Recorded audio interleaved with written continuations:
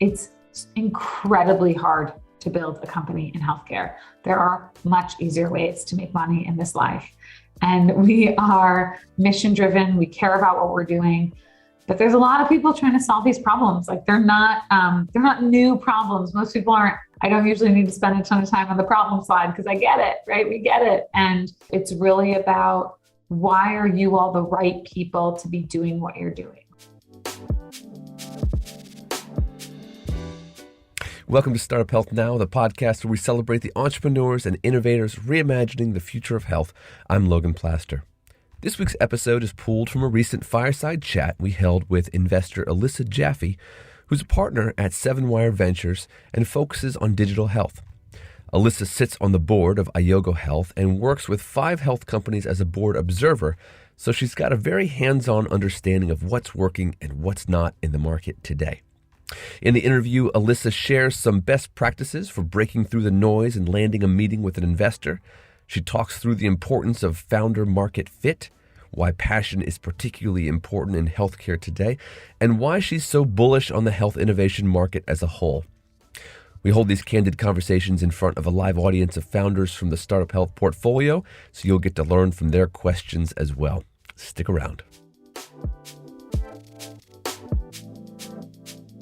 I don't know, what makes 7wire a great partner for a startup? Absolutely. So for us, we are quite thematically driven, and our investment thesis is what we call the informed, connected health consumer. So as Logan mentioned, everything that we do is all about empowering people to become better stewards of their own health and really thinking about healthcare technology and services meeting people where they are. And I'm happy to double click on that, but it's really the cornerstone of the world that we're trying to build as we think about health plus care. And there's a couple other things that make us unique. We are what we call an operator-driven model. So we do less deals, we're a more concentrated portfolio strategy, and we really focus on driving value throughout our portfolio companies. We spend a lot of time with our companies. We meet with our CEOs weekly, bi-weekly, sometimes daily. We talk to them depending on what's going on. And we really get in the weeds to help drive growth. Our network across plans, providers, pharma, self-insured employers, and really thinking through what our companies need in order to succeed. And because of this, we actually can be pretty creative. So we both invest in companies and we do start companies. Most notably, we started a business called Livongo, which many of you may know. Took that company public in 2020, and then in 2021, we merged with Teladoc Health in an $18.5 billion transaction. And for us, we just actually launched our 4th hatch, of which I'm also on the board of. It still hasn't been disclosed, but another company we're pretty excited about. And our money, about 60% of it comes from strategic investors. And so I mentioned a lot of those, the incumbents, potential customers for many of you. We have plans like Cigna and Blue Cross Blue Shield. We have providers like Rush and Memorial Hermann. We have pharma companies, we have employers who really work with us and work with our companies as either customers, as co-investors, or sometimes as lead investors. And so, Logan, you asked, what do you get from us? And when you partner with 7wire, and the answer is it's a real partner. I mean, you have to want it, and we're not the type of people who are just going to show up once a quarter, attend the board meeting, check a box, and say, thank you so much. We're not just going to, maybe once in a while shoot an email introduction. If I'm going to introduce you to a big health plan, I will join you on that call. I will get on that airplane. I will join you in that meeting, and we will close that business with you. At the end of the day, we are builders and we are operators. And for us, our philosophy is it takes a lot of smart people around the table to be successful in healthcare. And we want to do whatever we can do in order to make sure our companies are successful. This call represents a lot of founders really tackling health innovation in very different ways. So maybe it's helpful to get beneath the sort of top line thesis understanding about being consumer driven and empowering patients, and talk about maybe some examples of what that looks like, and maybe just as importantly, what it doesn't look like, what doesn't fall under that rubric for you. Sure. So I'll give sort of a subpart B to our main thesis, and then maybe a couple of swim lanes of things for 22 that we're looking at. So really how we think about the informed, connected health consumer is, if Logan, if you and I aren't getting access to our own information, if we're not getting connected into the system to improve our own health outcomes, it's not a fit for us. So there's amazing solutions out there in healthcare, work process automation, or workflow efficiencies, rev cycle management, even working on provider efficiencies, all of which need to be available and exist, but that's not our true north. That's really not what we're trying to build. We're trying to focus on how can we all partner together to empower people, given that most of health actually comes outside of the care of a provider's office. And we work very closely. Most of our companies will fall B2B2C, or I think the new and vogue way to say it sometimes is D to C to B.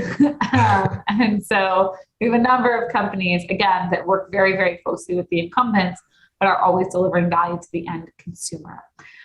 What this means in terms of subswim lanes, so just a couple of things. This is not fully exhaustive of a list, but things that we really like. Obviously, given what we've built with a company like Livongo, we do like verticalized solutions for chronic condition management. We have a number of others in this space. Example, a business called Zorigo, which we can talk about for people with chronic skin conditions. We look at behavioral health and mental health. Particularly, I spend a lot of time in the SMI, severe mental illness category, so in the higher acuity space. We have an investment in a business called NoCD, NOCD, for people with obsessive compulsive disorder.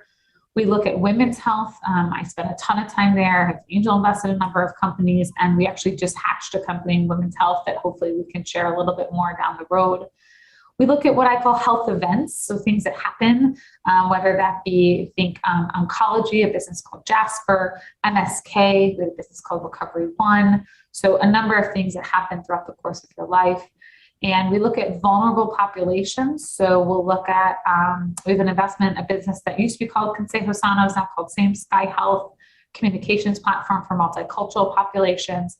And then finally, aging in place. We did hatch a company called Home Thrive, really focused on helping family caregivers support their aging loved ones.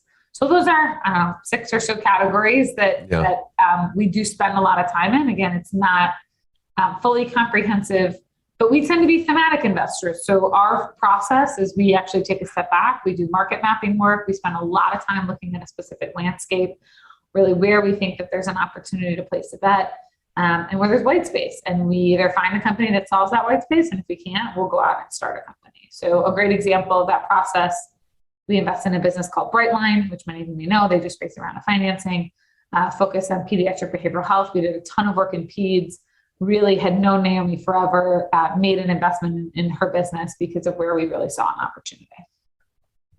So you've mentioned some broader categories for the company. I'm curious if you have personal areas of passion when it comes to investing. I'm sure if folks on this call were to think about pitching you, they'd want to know really where is Alyssa's mind this year? Where does she want to invest?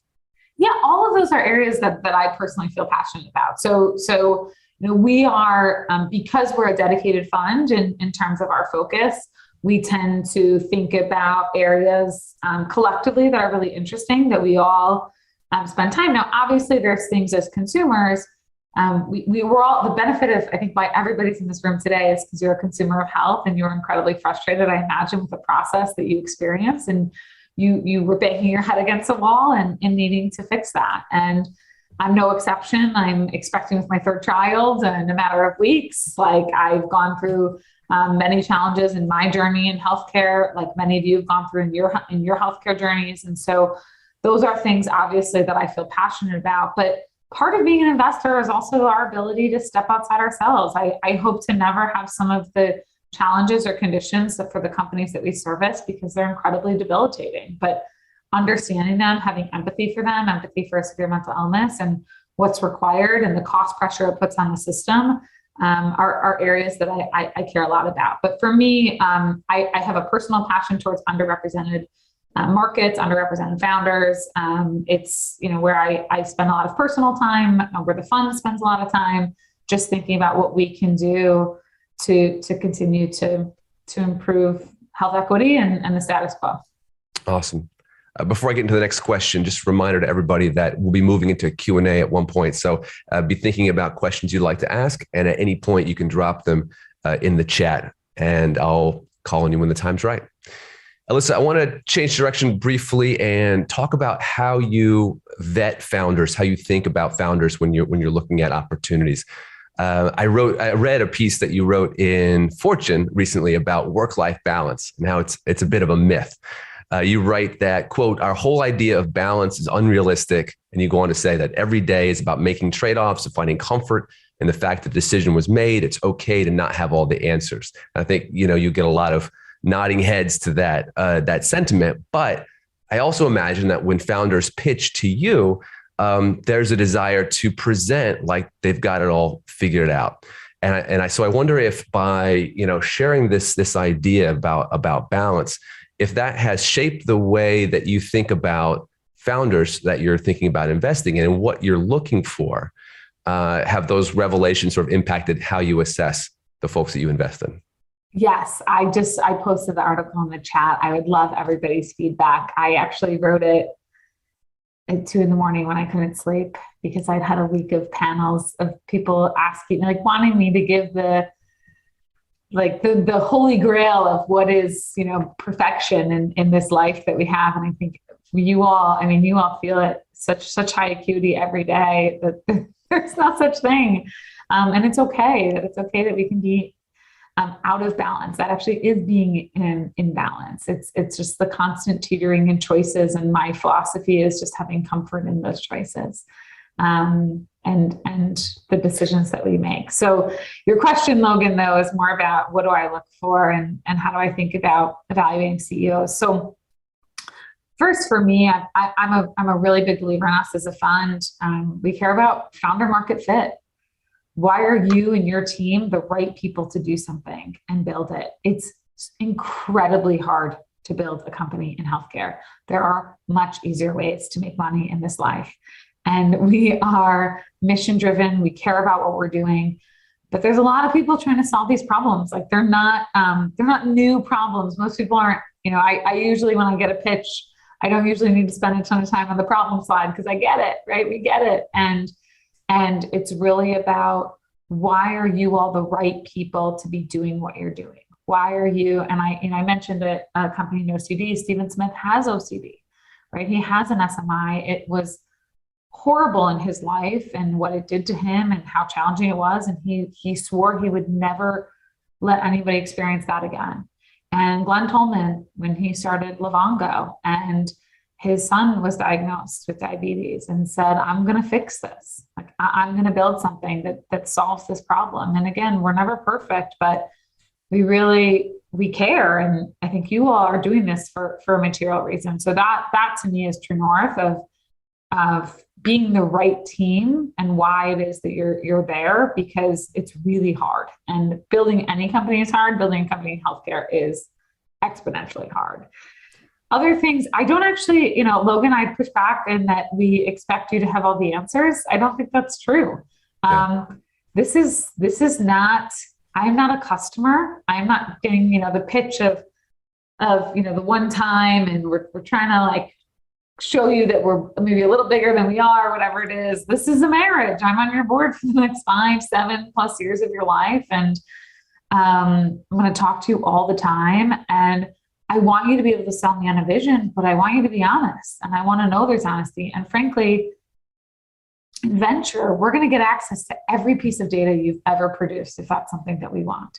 And so we'll figure it out eventually. And if we feel like there was a disconnect between what was told and what's real, it can be quite frustrating. If you say you're at a run rate that you're not at, if you say there's a signed contract that there isn't, again, it doesn't mean that there isn't the power of storytelling, but there has to be a foundation of honesty. And what I push for founders is if, the best pitches, I think, are ones that are great storytellers, are great time managers, which we can talk about that piece, and are honest. And those three things it's a hard balance to do all three of those things at the same time in the 30-minute slot that you're given in an initial pitch. And I'm happy to share more about some of the tips and tricks and things that I've seen. And I don't know how much you all know about my background. I started a company, I raised venture financing, but I raised $1 million for that business. So, but I have been in your shoes and learned a little bit of just what I saw. And ultimately trying to translate that to this side of one, just having the empathy for you all. You think about your business every second of every day, and we don't. And all we have is the benefit of pattern recognition. So the questions that we're going to ask are going to be ones that we ask because of all the things that we've seen, but we should be asking it, and VC should be asking it in a way that respect and acknowledge how much work and time and effort you've put into the company that you've built. That's great. I want to ask you more about that time manager's piece, because that's really interesting. But I want to pause for a minute and ask and let a couple people ask questions because it relates to what you just talked about. So Satya from Ayogo Health, he has a question about how you vet founders. So Satya, go ahead and come off mute and ask it. Hi, Alyssa. Great to have you here. I've seen you in many forums, and I'm excited that you're here talking to Logan. I'm the founder and CEO of Ayogo Health. It's a digital medicine company. Like Glenn, who started the company, and like Livango to help his son, we started Ayogo to help my mom. She also started with diabetes, but unfortunately, I took it for granted. And after a couple of years, she developed 4 other chronic conditions, which was really brutal to be a caregiver. So that's why we built this company, and we built a device. It's a single integrated device that measures more than 10 health parameters in just 30 seconds, non-invasively. And it's an FDA cleared, CE mark approved solution.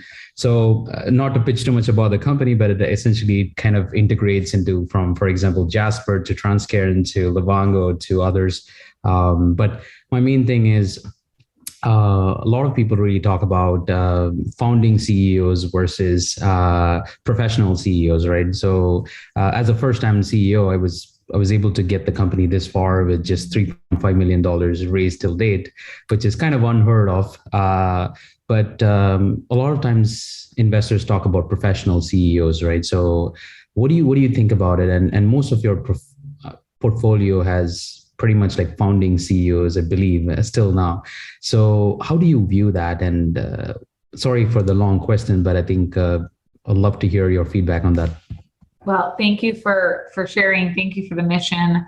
I'm sorry that you keep hearing my voice all the time. My mother tells me I have a nasally voice, so appreciate it. And to answer your question,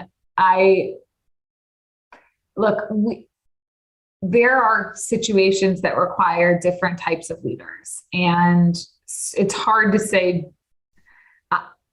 My original statement about founder market fit still stands, that you have to have passion to do something, particularly at the early stages. I think it's incredibly challenging to build a business and not feel that. At some point, sometimes the businesses outgrow people, and that happens, and that's okay. And that's often when maybe a more experienced operator will come on board who still cares about the mission, but has a bit more alignment around the operational excellence that's needed to grow. And frankly, most companies, every time they triple, they break.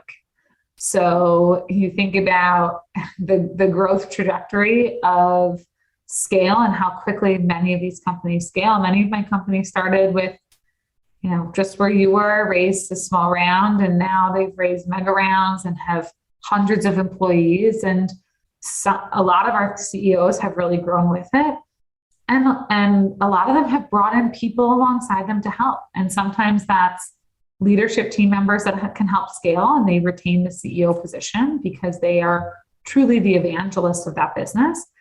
And sometimes they say, you know what, the time is now. It's time for me to actually take us to a step aside. And, while I love this business and what I've built, it really could use someone who has that operational experience a little bit more deeply. So it's a very personal decision. It often comes after a long dialogue with the board and the team. It's usually the founder. Like, frankly, we rarely really have contentious replacements, because it's usually the founder recognizing, and maybe somebody surfaces it, like, do you think that this is right for you?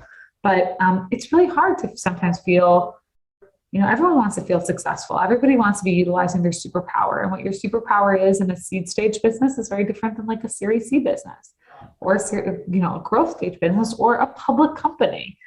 Glenn will say all the time, he's run public companies. He's done. He doesn't like doing public companies anymore. So when we were gearing up to take Livongo public, we brought in Zane Burke because Zane had done it and Glenn didn't want to do it anymore. And Glenn was his highest and best use was actually shifting to be exec chair of the board. Awesome. Thank you so much. Thanks for the question, Satya. Let's go to a question from Brad Helfand. Brad, you can come off mute. Hi, Alyssa. Good to meet you. My name is Brad Helfand. I'm the CEO of a company called VU Vitamin, which is a personalized vitamin company based in Highland Park, Illinois, which I think you're probably familiar with. Yeah, Brad. I grew up in Deerfield. Yeah. No, I'm aware. Hey, my question for you is really, you mentioned that you do a little angel investing on the side, and I'm just curious about approaching people who work in the PE venture world around being potential angel investors. Are there restrictions that you have because of your fund restrictions and what you could personally invest in? And do you use a different criteria to screen angel investments than your typical venture screening criteria? And just eager to hear more. Yeah, so every fund is different in terms of a lot of funds say like nothing that the fund could do. Some funds say it's case by case. Some funds have, less restriction. It really just depends on the fund dynamic and how it's set up. Your other two questions, one is, can you pitch them? How do you pitch them? And two is the screening process different? I think the answer is yes, you can pitch them, but I wouldn't pitch them as leads, future leads. Like your angels should be treated as the people who can open doors for you, make connections for you, be really, really, really supportive of what you're building, and not as much as an institutionalized way. And so the way I work as an angel with some companies is a little bit different, right? A lot of it is personal passion. Some of it is healthcare. A little bit of it isn't. It's supporting people in my life that I know and I care a lot about, and I can just be a sounding board about more general, pitch practice or for things that they're a bit more novices on. I'd say I wouldn't make it a personalized. Angel investors are usually people that you know or people that you get connected to, again, that care a lot about the personal problem. So I wouldn't make a targeted outreach list of all the VCs and try and get into the fund investing through that channel. It just seems a little bit more muddled. But look, in terms of the evaluation, of course it's different. I am. And we as fund investors, we are swinging for the fences, right? We are trying to do multi-billion-dollar exits here. We are, if someone came to many of you, and I imagine offered to buy your company for $20 million or $50 million, that's life-changing money, at least for me, life-changing money. And I imagine for many of you, it's a different, my fund hat is on, I'm not happy with that outcome. That outcome most likely will not happen unless if it does, it's no one celebrating that outcome. Versus, in a bootstrap business or just an angel-backed business, right? It's very different. So the type of return that you're thinking about at the different stages is very different. So the evaluation, the criteria is very different. Angel investing is the market, the person or people, and the ideas. And the things that I've signed up for, and I'm not I still have young kids, and I'm quite selective with how I think about it. But ultimately, it's about the people that I believe in, and some I could invest in the fund down the road. Hopefully, some are not a fit at all, and it's just really about being supportive of people and their mission. Which is a criteria of venture, but not the only criteria. Awesome. Thanks, Logan, if you feel differently, I'd love other folks to chime in here. Yeah. Well, Brad, I appreciate the question. Yeah. If anybody else does have thoughts, feel free to drop it into the chat. Alyssa, I wanted to return back to something you said about, vetting founders and really understanding the strengths of a founding team. Should I invest in this team? You talked about honesty, and we could have a discussion about kind of how honest, like sort of how vulnerable at what stage. But you mentioned time managers. You're looking for time managers. And I wonder if you could unpack that a little bit for us. Yeah, let me clarify. That was a comment on how to pitch to a VC. Okay. Not a quality or skill set, and more generally. So I think there's pros and cons to being a time manager. I guess, I don't know if I'd say like that's my top 3 quality. But my comment was more around, and you'll get in a first pitch, all of you know this, 30 minutes. The first 5 minutes is spent a combination of everybody trying to figure out the technology that they're zooming into or teamsing into, or God forbid using, WebEx, and then small talk, what's going on, what people are up to, right? So you really have, 20, 25 minutes, and you're expected to tell a really powerful story. And the challenge is you've spent your whole life thinking about this problem, most likely, or a lot of your life. You've spent the last X number of months or years every single day thinking about this problem. And now you're expected to distill all of that down into a 20-minute discussion. And it's interesting. Sometimes we joke that we can pitch our companies better than they can in the beginning because I don't know as much, right? And you know so much. And it's very hard to take a step back and only give the nuggets of information that are most impactful and leave the rest for later follow-up discussions. And it takes a lot of discipline. And what we typically find is most companies will come and they will pitch for 23 minutes straight. And it's very hard to have a real engaged dialogue if you haven't even gotten to the second half of your pitch deck and we're 20 minutes into the meeting and we have 3 minutes left.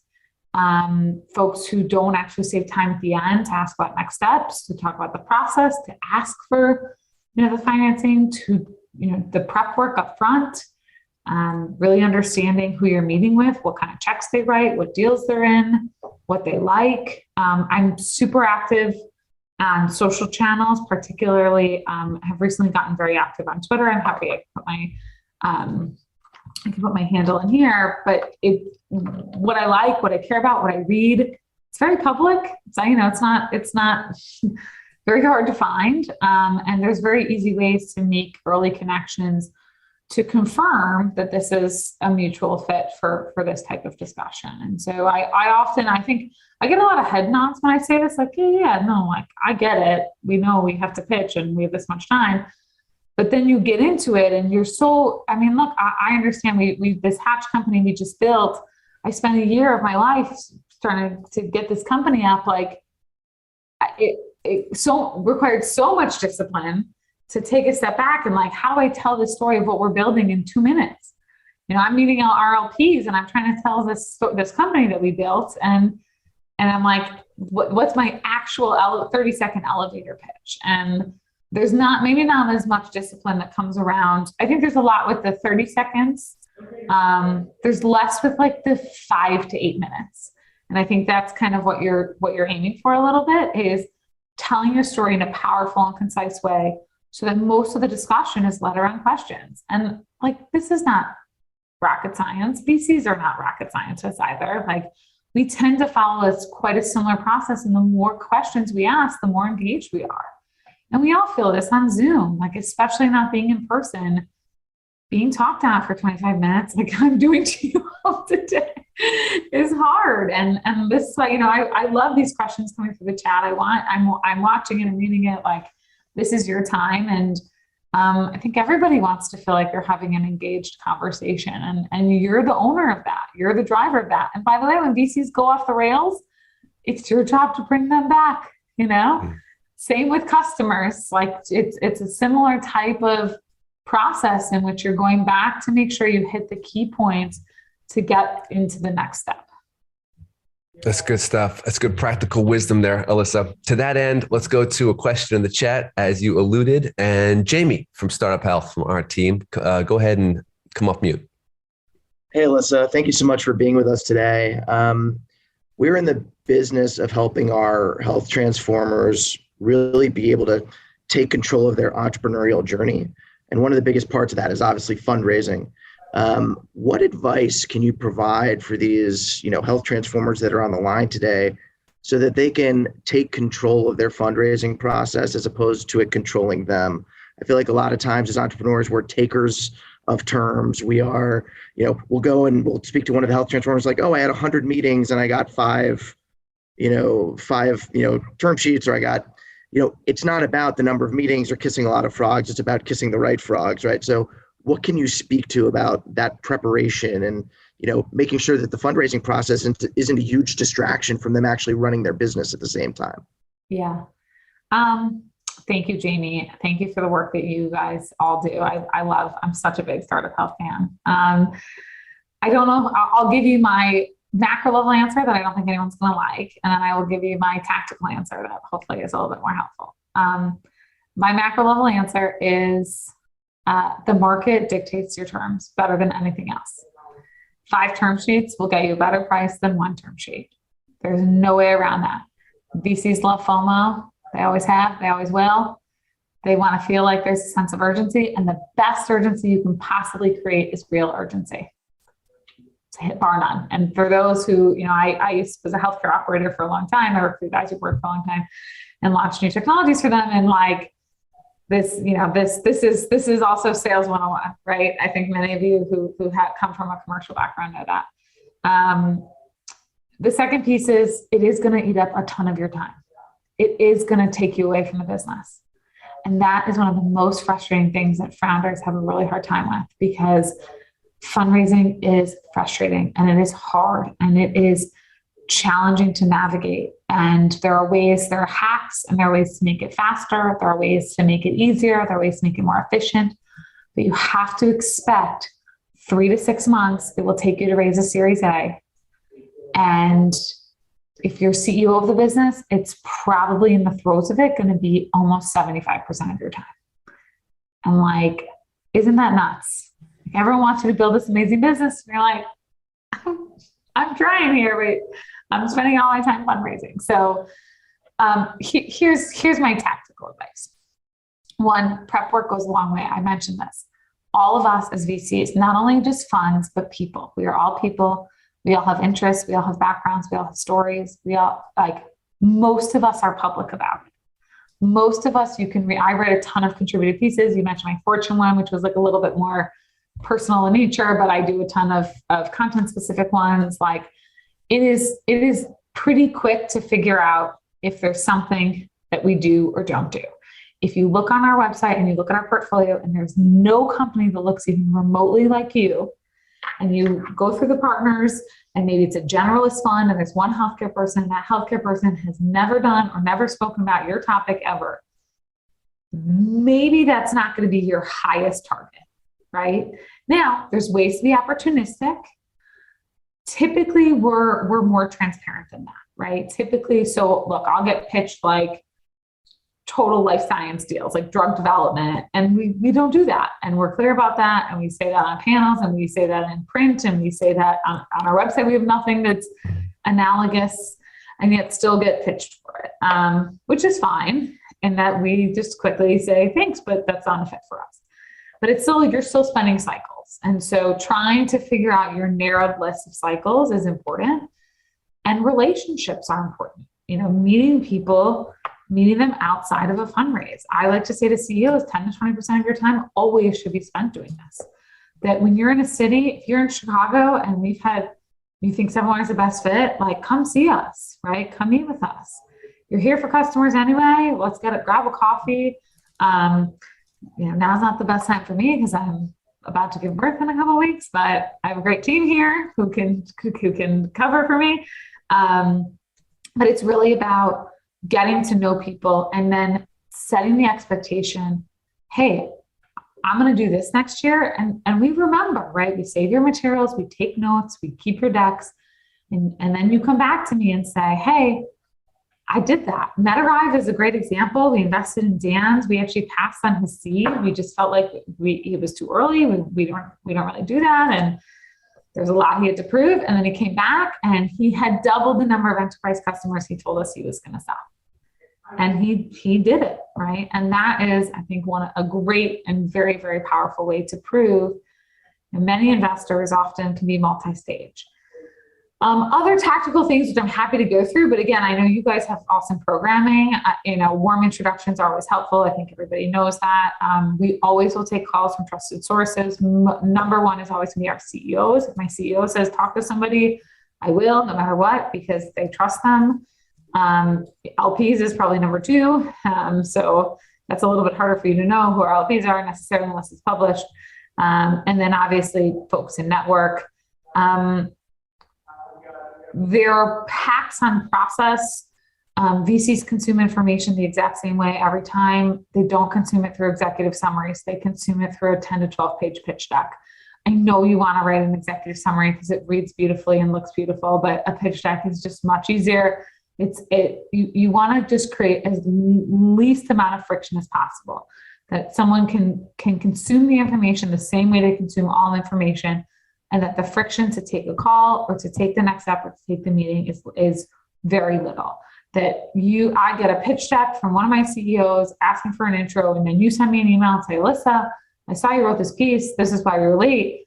John Shellhorn at Zarigo told me to talk to you, and here's our deck. Can we, spend some time? Right. Those are the easiest ways. And I hear you, Jamie. Like, we don't want to kiss a lot of fronts, but we do kiss a lot of fronts. It's a little bit of the nature of the game, and a lot of it can be it's not it's not you, it's me. Like, it can be timing. It can be it can be situational. The deals that we may be already heads down in a deal, trying to close another deal, and it's just we like you, but we sort of committed our time already to something else that we were working on. It could be potentially competitive. Like, you don't see it as competitive in one of our companies, but our other company's not totally feeling great about it. And, we have to sort of lean on what they say. And it can be person specific, especially at generalist funds. Like, generalist funds, I think, are probably the ones that have the most, getting to the right person, which is important. Is that helpful? Yes, that's good stuff, Alyssa. You've packed so much in there that I think everyone has a lot to process. So I appreciate that. Talk to us a bit about kind of how you view this moment in time in terms of the market as a whole. Jamie mentioned it in another comment here, talking about kind of, are we in the early innings of digital transformation, sort of thinking about the effect of COVID on virtual health.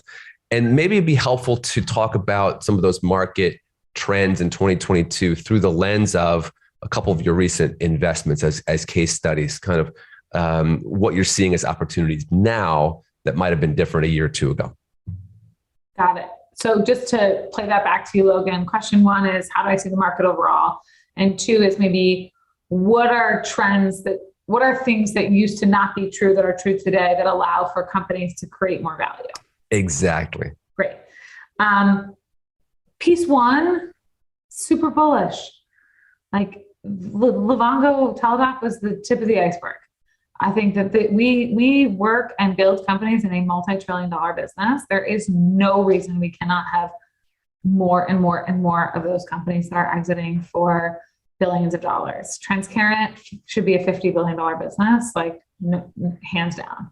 And can be, right? Now we have a lot of execution and things we have to build, but we feel really bullish about the opportunity and where that lies. And I hope many of you do too.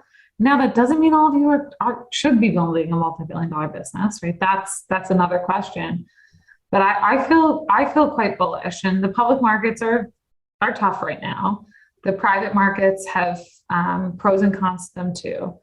But I'm a believer in I'm a long run player. Like, healthcare isn't going away. It's only, our population is aging. We have more and more ailments and challenges. The number of chronic conditions we have, the mental health of our population is rapidly declining, particularly in the middle of a pandemic. And we finally have started to see the light the pandemic has provided, which is kind of weird. It's such a devastating situation to be amidst COVID-19. That said, there's real light about what many of you have seen around some of the relaxants on reimbursement strategies, the regulation, how we think about care delivery, and there's a long way to go. It's just, I think we're exponential, not incremental, but sometimes it can feel incremental, and so it does take time. My perspective on maybe I'll give two examples of companies that have confirmed thinking and changed my thinking as we think about opportunities, if that's helpful, Logan. One is on confirmed thinking. There's a real notion of ROI in healthcare. I wrote a piece once about how early stage companies can think about ROI for TechCrunch. You can try and find it and put it in the chat. But it's a little bit of the holy grail, right? When you're pitching, especially to health plans, they want ROI, they want the data, and you're sort of sitting there saying like, wait, but I don't have access to your claims data. So that's the real way to think about, closing the loop. And we're invested in a business called Zyrigo, which I mentioned, for people with chronic skin conditions. And this was very much an analog to Livongo. When we saw this business, it was a very different kind of business. We actually pivoted it to focus on a platform strategy similar to what we did with Livongo. It has a connected device for UVB light therapy, and it's really focused on people with chronic skin conditions like eczema, psoriasis, and vitiligo. And for those maybe who have or know loved ones that have chronic skin conditions, many people, particularly with psoriasis, will eventually go on biologics. Humira, Cosentyx, biologic spend is outrageous in this country. A biologic will typically cost a health plan about $50,000 a year per person. And things like light therapy and other treatments are much, much lower costs and actually the appropriate clinical protocol to be followed before somebody goes on a biologic. So this company came in and basically very clearly outlined a path to ROI and a path to extreme savings for many of the plans and self-insured employers. And so for us, that was quite confirmatory that it's probably the best example of like hard ROI that a lot of my companies don't have that, but it is one when you have, and that's your space. It's so powerful. Particularly when you talk to, they're working with one of the biggest health plans in the country and also one of the biggest PBMs. And they said, psoriasis is our top 3 priority right now. Like that one condition because of how much drug spend they have on the biologic side. So think about, do you have an analog there because of how powerful that is and how, frankly, from just if you are going to some of the incumbents, that's just such a strong narrative to be telling. On the flip side, companies have changed my thinking. So I mentioned NoCD, again, severe mental illness platform, starting with obsessive compulsive disorder. And typically what we do is we look at we say, what are the big markets, right? We say like, let's pull up the claims data, oncology, MSK, cardiology, whatever. If you pulled the claims data and you said, how big is your spend in OCD? A plan would be like, none. We have 3 people. And what in reality was happening is people were actually landing in the claim as something else. Misdiagnosed, undiagnosed, depression, anxiety, substance use disorder, right? They weren't actually being treated for what the underlying condition that they had. And so what NoCD did is they started doing direct-to-consumer acquisition. They had created a really interesting SEO, SEM strategy on long tail around intrusive thoughts. And I don't know if anybody knows what OCD is, but it's not like don't step on the cracks. It's you have these debilitating intrusive thoughts that are just completely disrupt your life. They're often very taboo thoughts and things that you are very uncomfortable sharing with anybody else in your life. There's also a provider shortage, extreme provider shortage in SMI, which many of you may know. And so they started finding these people, and these people were so desperate for treatment, and they developed, they took ERP therapy, exposure response prevention is very effective with OCD. And they started delivering teletherapy to these people and had unbelievable outcomes and started getting the data. And then they went to the health plans and they said, hey, look at what we're doing over here. We're doing a really good job. You guys should pay us now. And so now what they do is they still do D2C acquisition, but they actually monetize through the health plans and they get plan reimbursement and either fee for service, or they also have case rate contracts and they have a really, really strong reimbursement plan. So I tell this story of like, if my strategy as a VC was just like, the problem lies in the claim, right? Claims are lagging indicators, not leading indicators. And so that would be a business that we wouldn't have invested in, right? Yeah. And there's a number of other companies where if people say, well, is this market really big enough? I feel like I go to some women's health all the time. It's like, okay, well, if 50% of the population, and just because the claims don't populate it, doesn't mean it isn't a problem. And so what kind of creativity can you bring to that process to think about servicing that population and solving a real problem? That's great. That's great. We're getting towards the top of the hour, so I want to let everybody know if you want to squeeze in one last question, now would be the time. Also, we'll give folks a chance to drop into the chat. Just something they're taking away from this, an insight that they've heard as a way to sort of reflect back to Alyssa and the group, a lesson learned. So something that I'm thinking about is here we have this panel, this audience of founders really looking at health from a lot of unique angles, a lot of very creative founders. And you have this important vantage point looking at health from 7wire's side. And I wonder if, and this could be a difficult question for you to answer, if you could wave a magic wand, is there a challenge in health, could be a point solution, could be something really big, that you wish someone would solve that frustrates you right now? Great question. I just did this exercise with the company that we hatched. So it's it's in women's health, but a bit more earlier in the journey. My other problem that I want somebody to solve and solve really well, that I don't feel like I've seen quite yet, is manage Medicaid business in maternal health. I just don't think, I think most maternal health focuses on commercial. It's purpose built for women like me who, of course, have our own challenges, but not nearly the same. If you think about being on a Medicaid plan, and the most of the companies I've seen either do like a provider acquisition strategy, which I don't love, do more of a one piece of it, like just the doula component of it.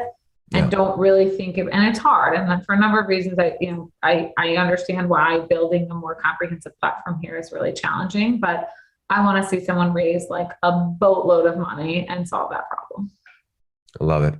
Let's go to a quick question from Jeffrey Gluck in the chat. So Jeffrey, go ahead and come off mute. Sure. Thanks. I noted that 7wire recently invested in a company in GI space called Vivante. And I wonder, and given what you were talking about in terms of the payer presentation and what you called, I think, B2B to C, no, it was like D2C to B, you said. How do you think about the GI space in the same way that you discussed psoriasis and some of these others, in terms of whether payers recognize it and see it as, or see it properly in the claims data? And when could you define that, D2C to B comment that you made early on? Sure. So I'll start with the latter and I'll end with the former, and the comment made. So I'd say it probably falls in the middle of a no CD and a Xarigo, right? Like Xarigo is like the most clear-cut ROI. No CD had no like claims data whatsoever. GI is probably in the middle, mostly because the employers actually start to care a lot about it. The employers are hearing a lot about it from their employees. And so while the plans are seeing some of like the higher acuity cases and the cost, the employers are the ones really pushing for solutions. And so Vivante's done a really nice job of getting a number of employer contracts, and now that's actually leading them to get introduced to health plans. So probably, if that helps answer the question about that specific condition, somewhere in the middle. My comment on, they're a bit more B2B2C. So Vivante will sell to an employer and then, do the second sell to the consumer. My D2C to B comment is a no CD, right? We're going to do direct to consumer acquisition, and then we're going to monetize through the health plan. And so we have a couple of companies on that D2C to B route. We have a number of companies on B2B2C. We do nothing straight B2B. Again, our thesis is around consumer-directed healthcare and empowering consumers to be better stewards of their health. And so it's been interesting to watch some of the creativity. We've probably pivoted 4 or 5 businesses at this point from straight direct to consumer into B2B2C. There's challenges associated with that. We have a certain philosophy around doing that, but ultimately think that it can be successful. but that the bulk of the dollars, particularly with a lot of these conditions that are high cost conditions like a psoriasis, a severe mental illness, et cetera, it's really, really hard to build a full cash pay business off of that. Appreciate the question, Jeffrey. Alyssa, when you are in the position of advising an early stage company, is there a piece of advice that you find yourself giving the most often that makes you think, oh, I might be becoming a broken record here, that you just always come back to a central theme when you're advising? I love that question. So I'm really big on storytelling. The power of storytelling is so influential in everything that you do as a founder. It's how you raise capital. It's how you acquire talent. It's how you get customers. And I don't think enough reps are placed around how to crisply tell the best story. And often I like to play back a story to somebody and help refine that story so it can be the most impactful story possible. So I wouldn't say that's...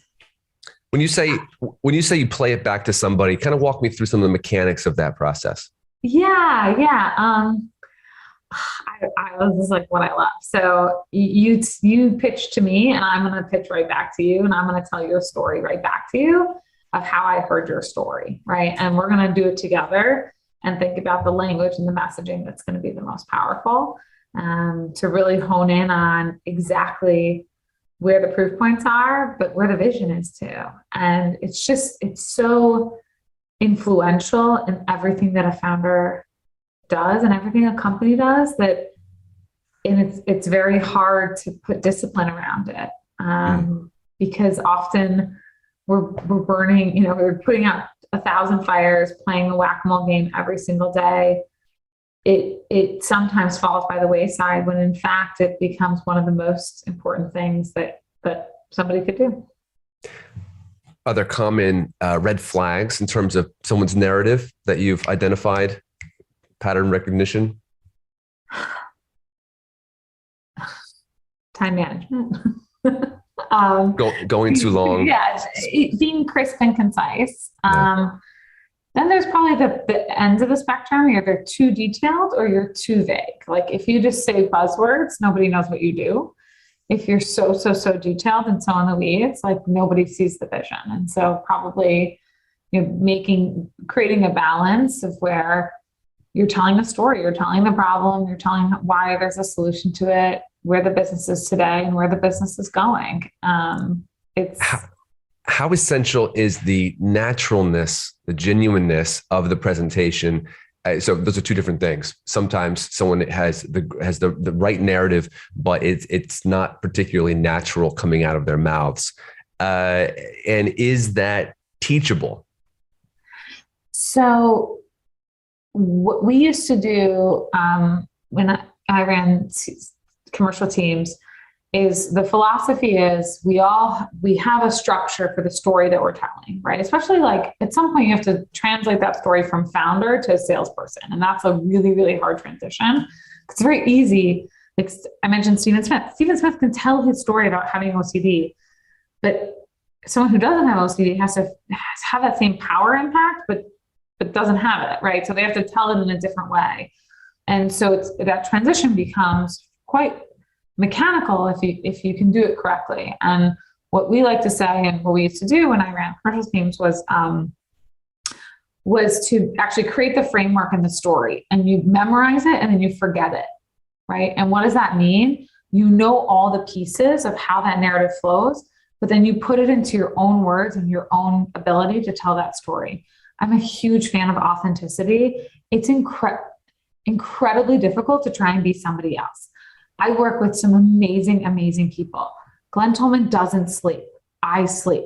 I cannot emulate that behavior. I will never be successful emulating that behavior. I will be a tortured soul for the rest of my life. And so we have to recognize our own boundaries, our own strengths, and our own superpowers and lead with that.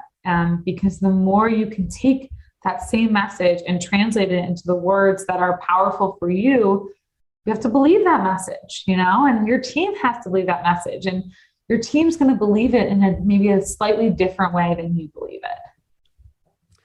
Beautiful. Alyssa, that takes us to the top of the hour. I think I speak for everybody when I say we could probably talk a lot longer. You're full of wisdom, and B, we really appreciate you taking the time and sharing your wisdom with us today.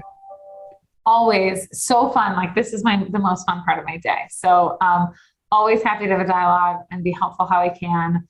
You all are doing the real hard work.